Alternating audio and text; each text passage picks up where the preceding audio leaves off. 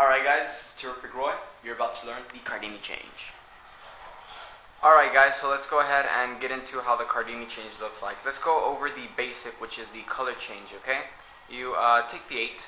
All you have to do is give it a flick, just like so, and it changes, in this case, the 9 of diamonds, okay? Do you want to learn how to do that? Just stay tuned, you're about to learn. Okay, so let's get started on the tutorial for the Cardini change. It could be used in two ways. You can make a card disappear, in this case, which I didn't show. You just make it disappear.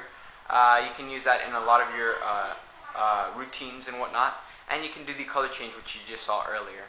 And it's just an amazing little color change that's good for those one-on-one times. Like, let's say you have your best friend right next to you and you want to show them something amazing and you feel comfortable, go ahead and pull it off.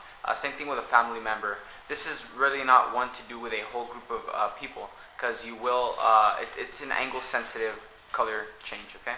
Let's go into what's the essential for this. The essential is this, okay?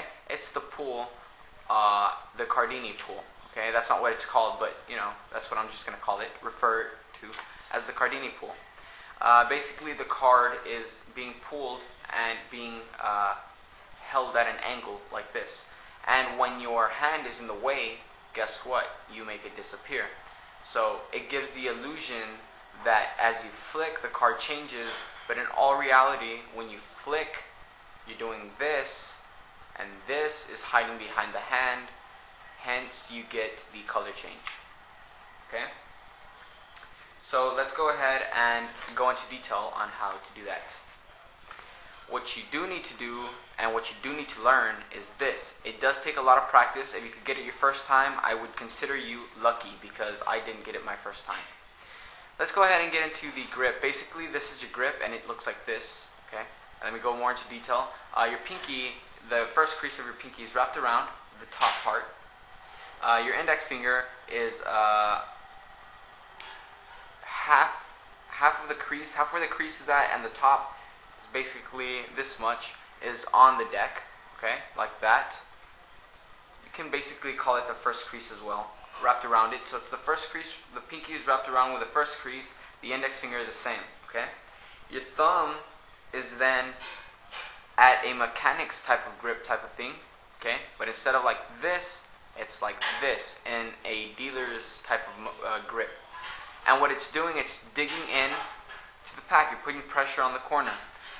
Just enough though. If you go back to one of my older videos, it's called the Venus Flytrap Control. I show you this exact same mechanics on the grip, but I'm actually doing it separately since it is a different video. So that's basically what you do. And these two fingers do nothing, but they do stay there like this, just resting.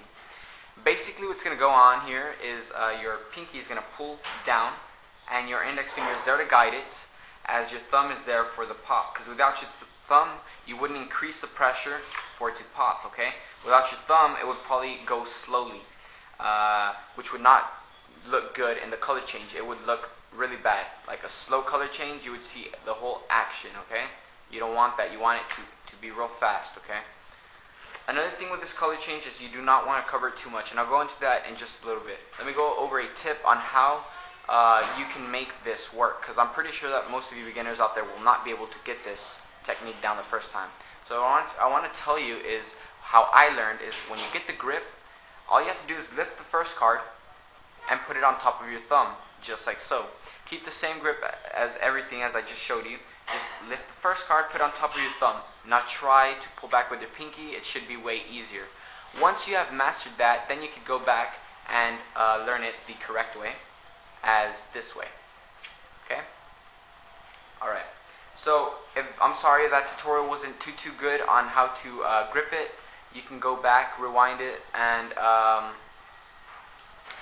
figure it out, because that's basically all I can go into. I'm sorry about that, guys. But anyways, let's go on into how your hand hides the card.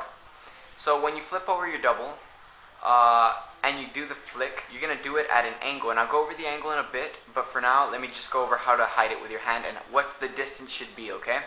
So you're like this. You make sure that this is eye level, okay? Eye level to their eyes, because if it's not, they're going to see everything, and you do not want that.